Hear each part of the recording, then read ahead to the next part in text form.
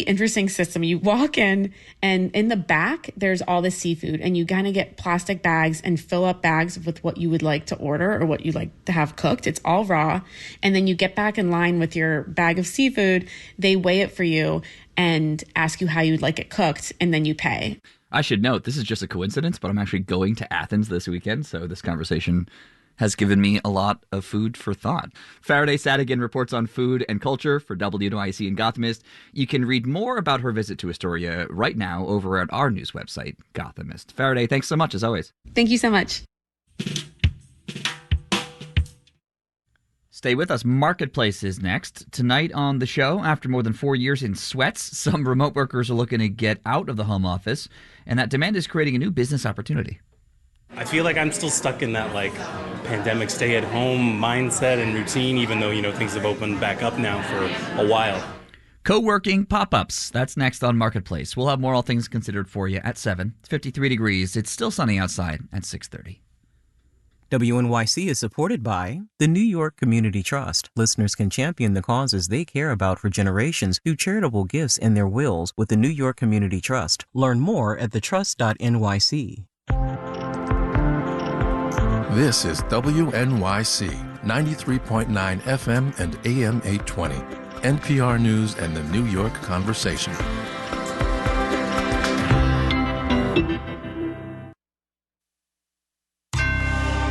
Marketplace is supported by C3 Generative AI, verified, traceable answers, secure, hallucination-free, LLM-agnostic, IP liability-free. Learn more at c3.ai.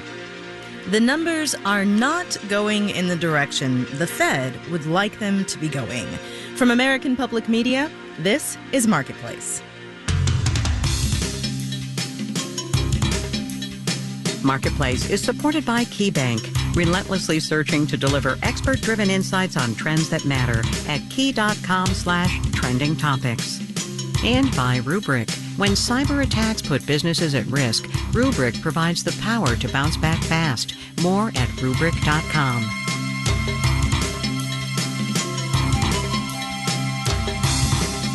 In Washington, D.C., I'm Kimberly Adams in for Kai Rizdal. It's Friday, April 26th. Good to have you with us. Capping out a week of big economic data releases, we got a view this morning of the Federal Reserve's preferred inflation measurement for March, the Personal Consumption Expenditures Price Index, or PCE. And the headline? Core PCE, that's excluding volatile food and energy, was up 2.8% from the year before, which is still well above the Fed's 2% target. That and much more to discuss with so little time, but we have Catherine Rampell with us from the Washington Post. And just Catherine today, but you are more than enough. Happy Friday. Happy Friday. You'll have to make do with only little old me. I'm sure we'll be fine, but let's talk about PCE first. Hotter than expected, but not way hotter, but still not what the Fed wants to see, right?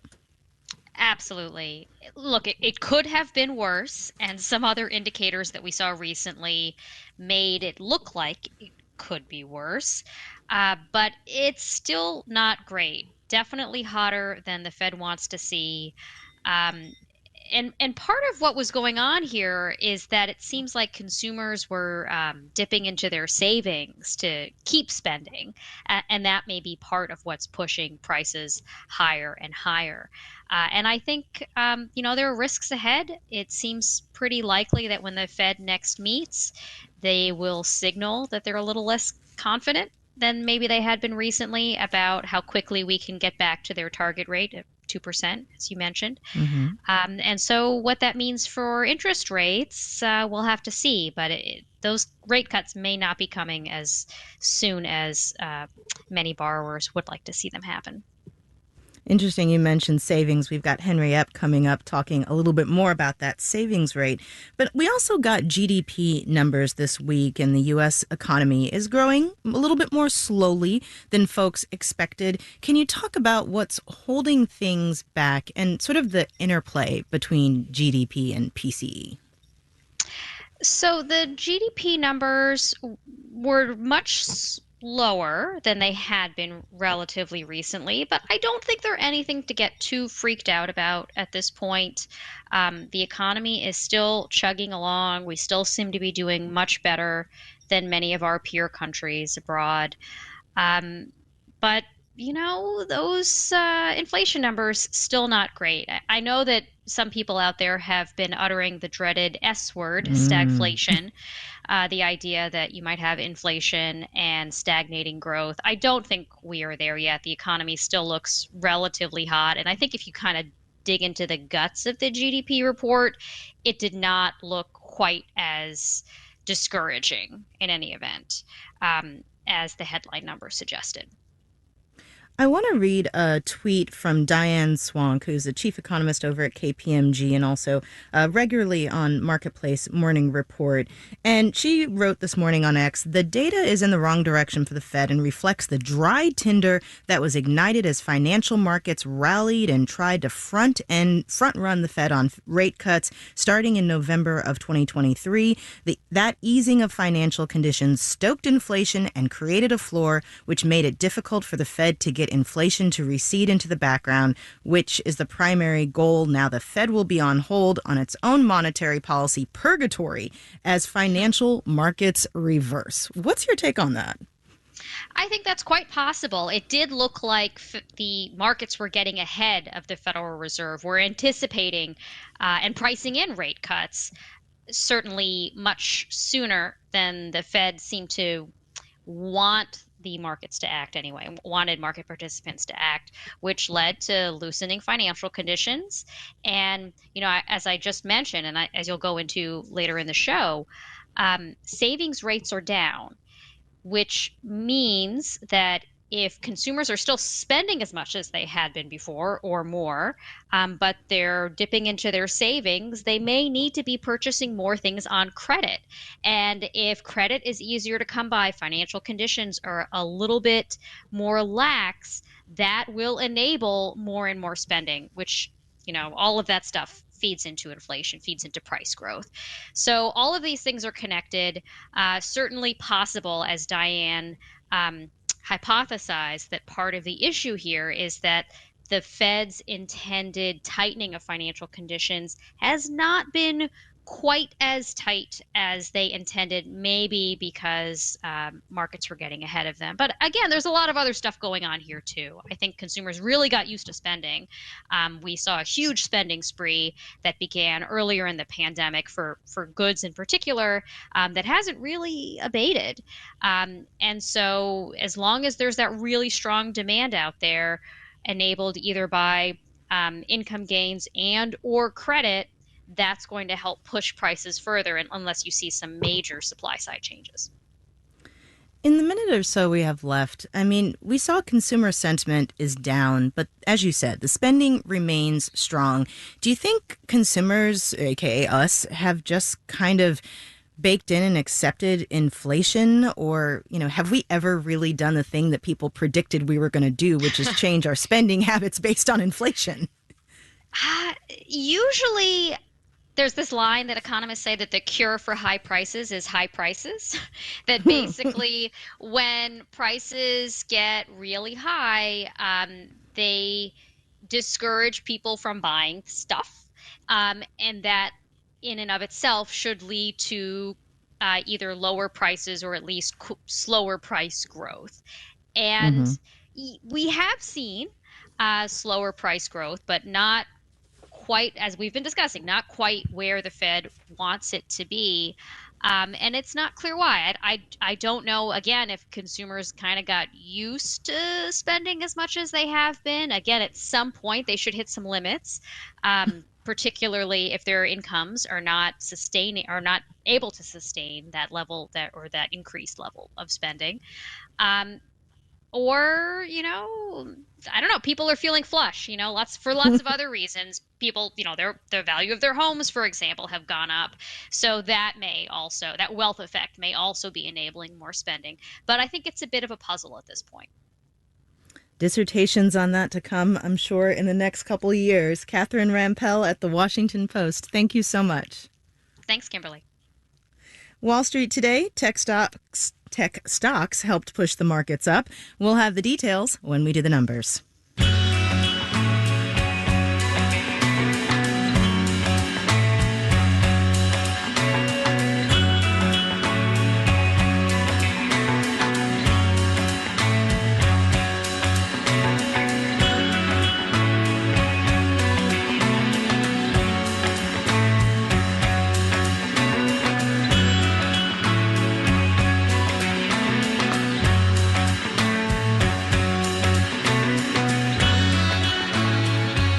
So as we were just mentioning, that PCE report we got today did give us a bit of insight into the financial health of American households, specifically how much money we're saving right now. That's the personal saving rate that Catherine was talking about, how much money we're able to keep after we finish spending. And that declined a bit to 3.2%, which is the lowest level since October of 2022. Henry Epp has more on that. Generally, when the personal saving rate dips, it's not a great sign for a lot of American households, says Angela Fontes, Vice President of Policy and Research at the Financial Health Network.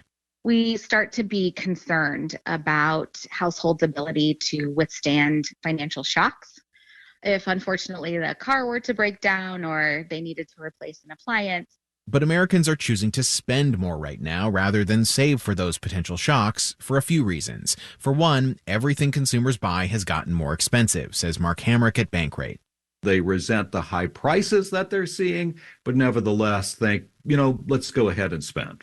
Two, a lot of people may still be holding on to some of the money they stored away during the pandemic, says Tim Quinlan, senior economist at Wells Fargo.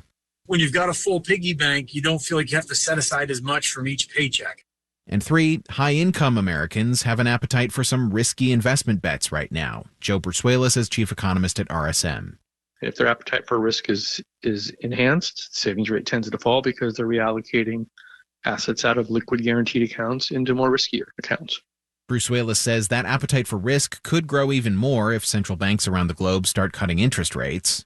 And I would not be surprised to see the overall savings rate fall on the back of that. And he says investing money instead of just socking it away could be a sign of confidence in the economy. I'm Henry Epp for Marketplace.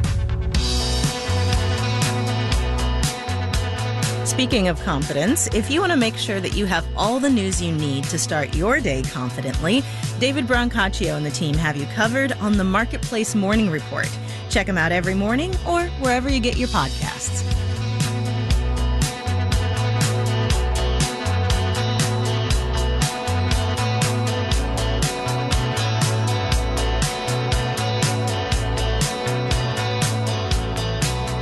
Despite the jump in remote work that began during the pandemic, only about half of U.S. workers have ever worked remotely, according to polling from Gallup, and most only do it a few days a month. But for the folks who are fully remote, 4 years in, for some, it's getting a little lonely. And that's a business opportunity for event planners. In cities from Dallas to Los Angeles, they're organizing pop-up co-working events at small businesses. KCRW's Megan Jamerson reports. Inside a cafe in Los Angeles' Koreatown, about a dozen people are gathered in a circle for an icebreaker. So maybe we can do name, neighborhood, maybe what you're working on or excited to work on. That's Daniel Che. His company, LA in Common, organized this co-working event for remote workers. For the last hour, people from all different industries have been clacking away on their laptops.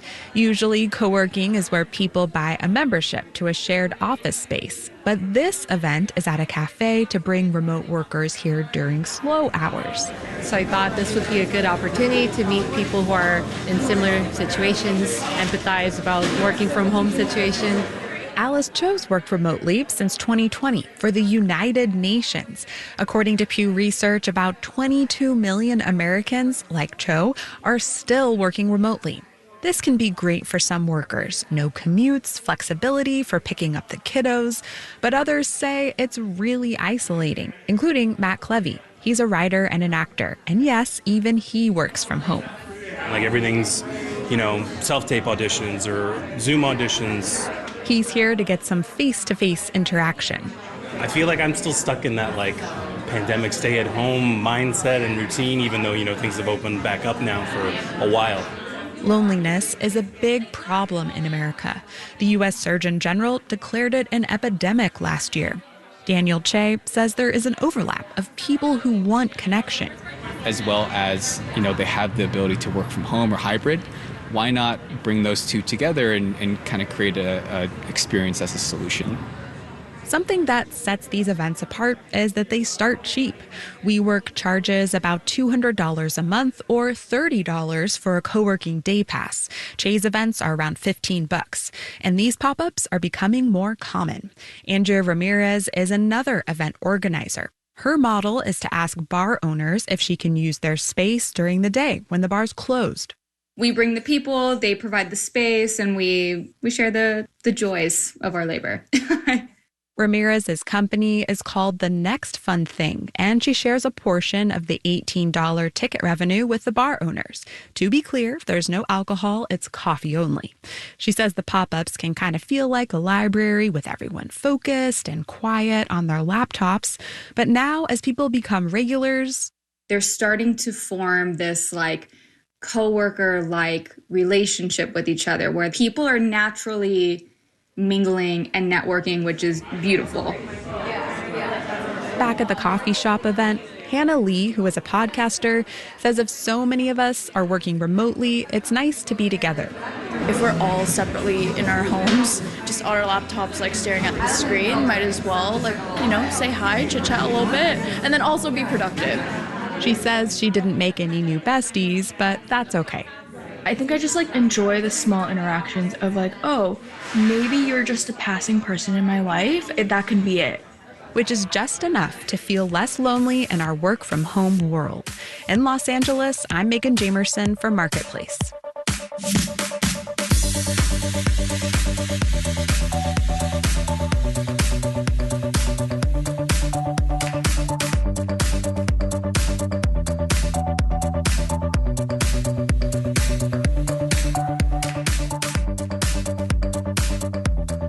Coming up, our average dollar amount per sale is up, even though we have less purchases. As long as those numbers are going up, though, right? But first, let's do the numbers. The Dow Jones Industrial Average gained 153 points, 0.4%, to close at 38,239. The Nasdaq picked up 316 points, 2%, to end at 15,927, and the S&P 500 rose 51 points, 1%, to finish at 5099. For the week, the Dow improved 0.2%, and the Nasdaq added 4.25%. The S&P 500 grew 2.7%. ExxonMobil slipped 2.75% on worse-than-expected first-quarter earnings after a fall in natural gas prices and lower margins on oil refining. Chevron moved up 0.33% after posting first-quarter profits that beat analysts' expectations. Intel tumbled more than 9% after the chipmaker issued a weak forecast for the current quarter. Texas Instruments added 1.25%. Social media company Snap surged more than 27% on earnings and revenue that topped analysts' expectations. The company cited growth in its digital advertising business. Bonds rose, the yield on the 10-year T-note fell to 4.66%, and you're listening to Marketplace. Marketplace is supported by Deloitte. Advancing the future takes more than a business angle or a technology angle. It takes both. Learn more at Deloitte.com/US/engineering advantage. And by Bitwarden, the password manager with autofill to streamline login where there are too many passwords to remember. Bitwarden enables secure access across all accounts and across all devices. Available to download at bitwarden.com. And by Live Oak Bank, committed to helping business owners optimize their savings with a high-yield online business savings account and FDIC insurance. Rate information is at liveoakbank.com/radio. WNYC supporters include the Central Park Conservancy. Central Park is a living work of art, and even lifelong New Yorkers don't know its biggest secret, that it is cared for by the Central Park Conservancy, its members, and volunteers. Learn more at centralparknyc.org. The BBC is coming to the green space at WNYC. I'm Arun Venugopal. Join me and BBC NewsHour host Nuala McGovern for a roundtable discussion about the current state of immigration, the flow of migrants into our communities and around the world, and how to best address its challenges. We'll also give you a behind-the-scenes peek at BBC's global operations. Wednesday night at 7. Tickets are pay what you wish at wnyc.org/thegreenspace. You're listening to Marketplace on WNYC. In the 7 o'clock hour of All Things Considered, at some college campuses, protesters have called for an immediate ceasefire in Israel's war with Hamas and divestment of endowment money invested in companies that provide military support to Israel. That and more at 7. This is Marketplace. I'm Kimberly Adams. A big deadline is coming up for people with federal student loans. Borrowers with certain kinds of loans need to consolidate by this Tuesday, April 30th.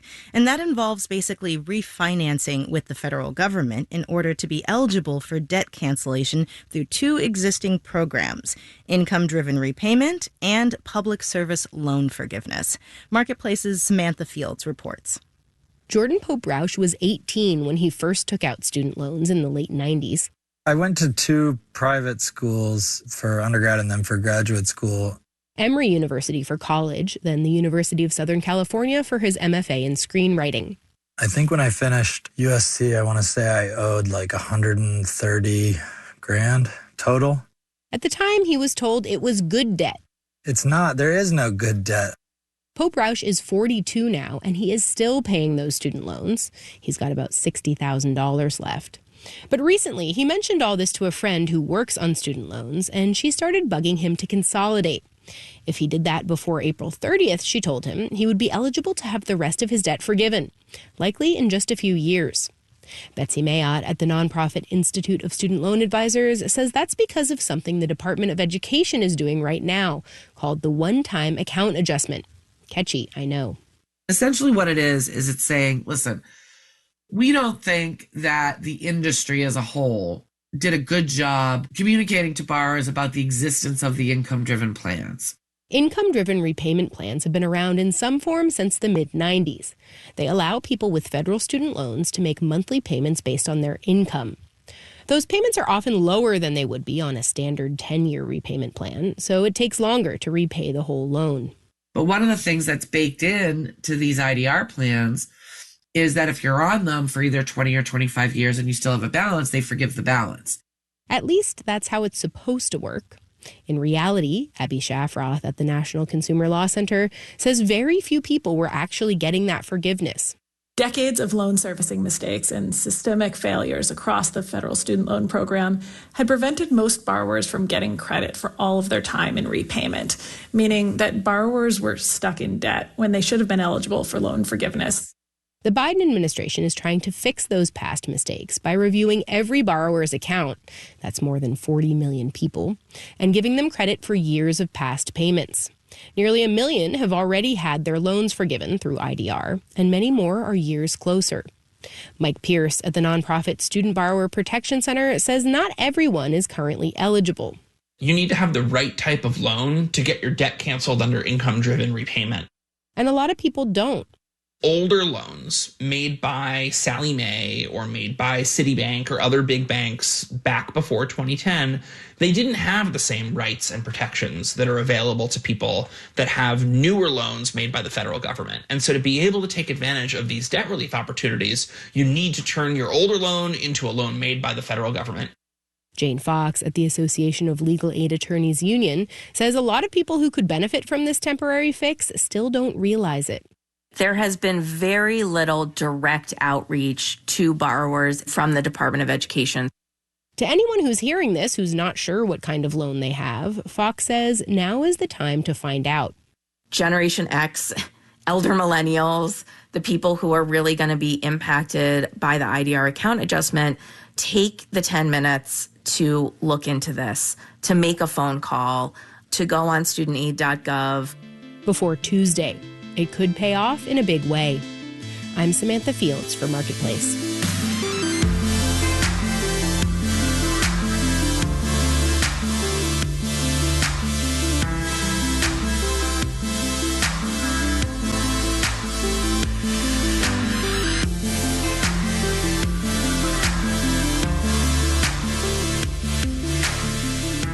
At the top of the show, Catherine and I were talking about the macro picture on inflation and consumer spending.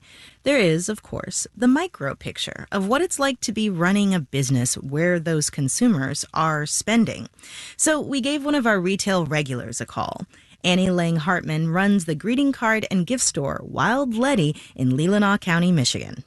We definitely feel like we call it a shoulder season. So it's between that slow season and that busy tourist season where you never know what the day is going to be. So during the week, it could be a $0 day. I'm just going to say it. We have $0 days all the time this time of year, or it could be a really great day during the week. But weekends is where we make our money. So it's really all over the place. You can't really plan on busyness this time of year. We are both up online and in store. I honestly was surprised when I was looking at it this morning. Our average dollar amount per sale is up, even though we have less purchases, which makes it feel slow, but we're still doing good. Our busy season is going to pick up just in a month, and I think my biggest thing is we work with manufacturers to make our own products, and coming off a slower season, like having the stomach to spend a lot of money trying to be as smart as possible when we're making new products is something that's a big stressor to me right now. The only thing that we've seen change for costs have been our utilities. I feel like when we first started out, our utility costs were just a few $100s a month, and now it's $1,000 a month. I haven't looked at it recently, but every time I do look at it, I'm like, holy cow. As far as products, we did up our prices of our greeting cards to accommodate the rising costs elsewhere.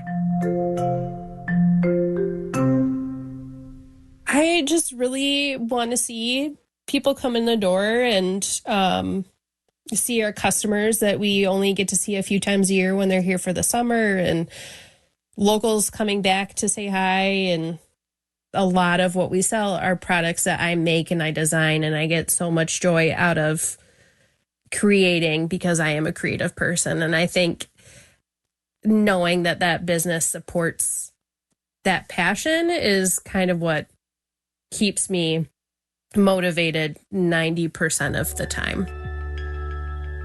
When I'm in the store, they're talking like, oh, who does all the artwork? I'll say, oh, the owner of the shop. She does all the artwork. Because I have a really hard time taking compliments. So, yeah, my employees yell at me.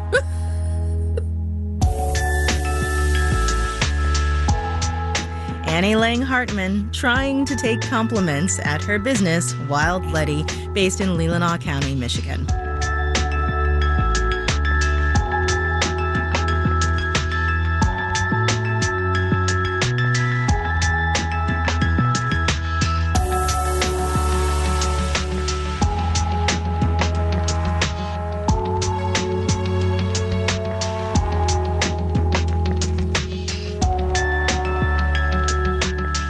Marketplace is supported by Betterment, the automated investing platform that helps make it easy to be invested for the long term.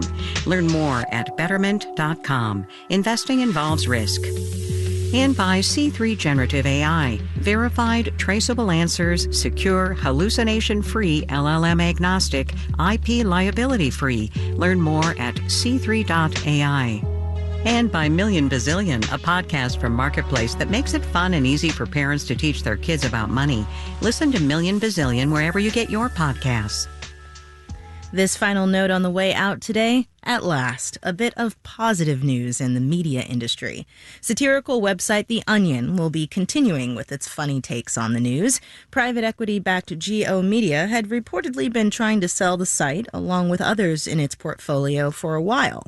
Now, The Onion has a buyer, a new company called Global Tetrahedron, that name being a nod to a fake company Onion staffers created in 1999. Speaking of Onion staff, the new CEO, Ben Collins, posted posted on X that the new company will be keeping the entire staff and bringing back the Onion News Network. Our theme music was composed by BJ Liederman. Marketplace's executive producer is Nancy Fargali. Donna Tam is the executive editor. Neil Scarborough is the vice president and general manager.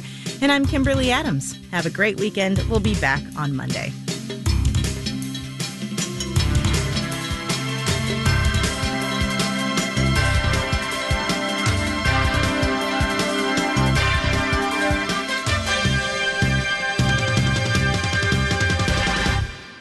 This is APM.